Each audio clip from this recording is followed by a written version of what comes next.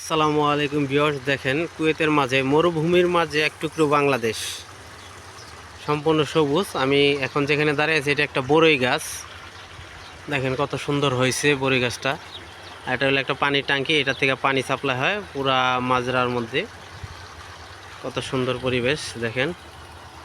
এখানে আছে একটা সাজনা গাছ, খুবই সুন্দর। দেখেন বড়ই গাছগুলো কত সুন্দর হয়েছে। ওখানে কোমর গাছ বোনা আছে। এটা একটা পানির ট্যাঙ্কি, এখানে তেলাপিয়া মাছ চাষ করা হয়, খুবই সুন্দর।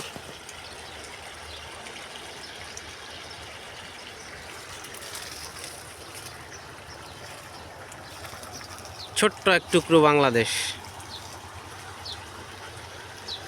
প্রাকৃতিক দৃশ্যটা কত সুন্দর দেখছেন।